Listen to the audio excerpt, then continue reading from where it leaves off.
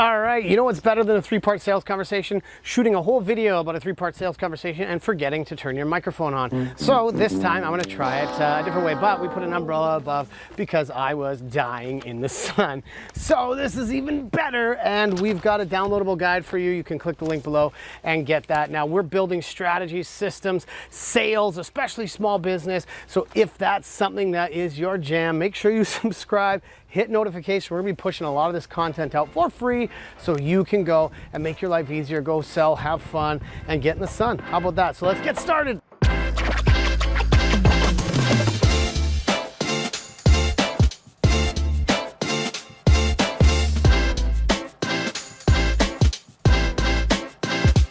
Okay, the key to all of this is building systems in everything you do, especially in your sales conversations. I do coaching with salespeople all over the world, every kind of industry you can think of, and even when I do it myself, the number one thing that I hear is they say everybody's different. Every conversation is different. Yes, however, with a framework, with a strategy, you can simplify your selling so you can create repeatable best practices. And anything that you can repeat, you can track, you can measure, and you can improve. And so following this framework is a really simple way. This is something you're going to learn really quickly so you can apply these skills. So we've been talking about spin selling in some of our other videos, and spin selling is all about questions. Now I'm going to show you how to apply those questions into your conversation framework. So before we get started, I'm going to give you a bit of a backstory so you understand the psychology of asking great questions. Years ago, I learned about a thing called the Love Lab in the University of Washington. And what they did is they studied what made successful relationships. And what they found is that relationships do these things called bids, B-I-D-S. And in a relationship, it might be, hey, check out what the dog is doing. I read this interesting article. I'm thinking about switching internet providers or yoga studios, whatever it is. It's something that we're doing as little outreaches in our relationship to get the attention of our partner. And what they found is that successful relationships, on average, responded to their partner's bids around 80%. And the ones that ended up in divorce or just struggled responded to their partner's bids around 15% or maybe lower. And what I want you to think about is, how does this apply in the sales conversation? I'll give you an example because, you know, my wife, she always sends me these great articles on how to be a better listener because she knows how much I need them as a sales coach, I think, right? So one of the examples is the man and the woman are out looking out over their back patio, and the woman says to the man, "Look at how beautiful those trees are." And so when I talk about this in workshops and speaking on stage, this always gets a laugh from the audience because I say, what's a typical response that you get from the man? And everybody knows that answer. It's uh-huh, or what, or no baby, you're so beautiful. So what should he say? Well, here's the answer, and I want you to think about the language of this answer. Is when she says, "Look at how beautiful those trees are," the best way to respond is, "What about those trees do you find beautiful?" Now you can do it in different ways, but what we're trying to do is take what they said, show we're paying attention, and bring it back. And I want you to remember that. What about those trees do you find beautiful? And what we're doing is we're showing that we want to engage in a dialogue. We understand your bid, we've taken that bid, and we're tending to your story. And it could be as simple as just saying that. Now I want you to apply that in the sales conversation, okay? Is when a customer says, you know, we're just really nervous about making any of those changes. What about these changes are making you nervous, right? Or we have tried that before and it didn't work. Well, tell me about how, when you've tried that before, what didn't work? You see, this is what is the foundation, the backbone of good relationships, and sales is all about relationships. So this is going to be the backbone of this three-part sales conversation. So let's get going. All right, so first thing we're going to do in a three-part sales conversation is we're going to ask level 1 questions.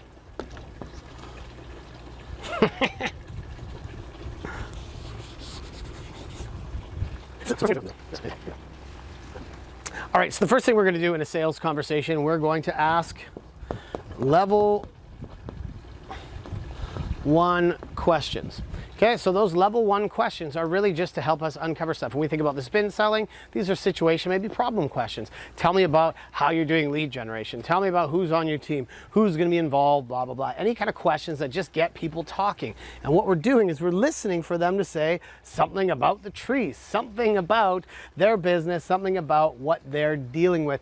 The mistake that salespeople make is they try and go too wide with their questions and try and get a sense of everything all at once. And that's what they think qualification is.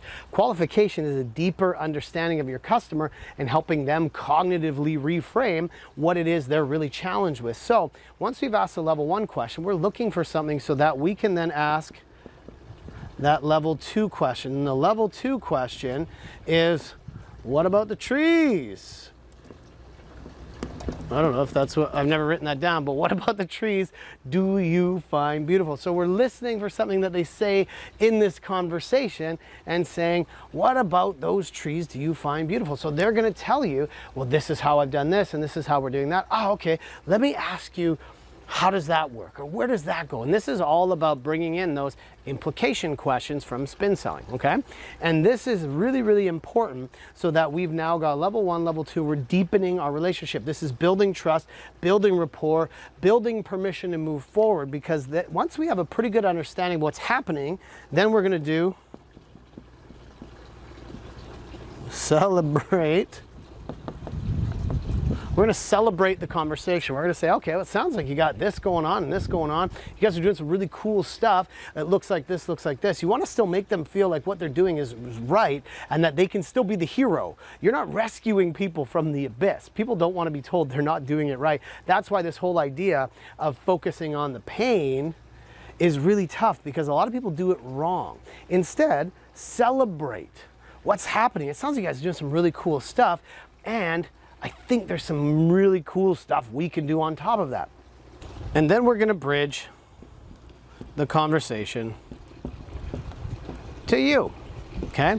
And so basically we're saying, it sounds like you guys are doing some really cool stuff and we could do some even more cool stuff.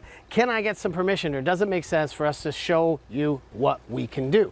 And they're going to say, yeah, okay, cool. And that's where we then bring in our power statements. Let's just have that fall off here.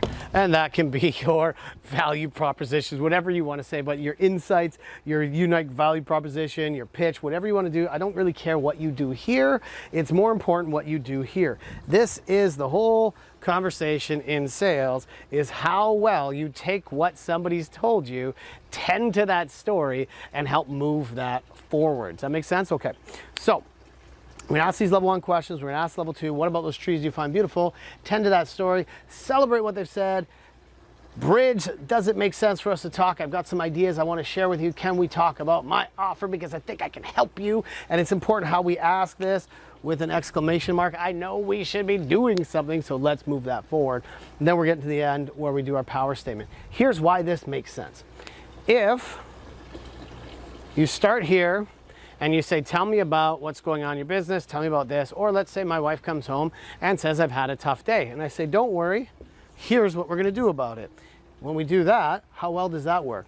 Not very well. And this is the mistake that salespeople make, is they rush to solve the problems of their customer.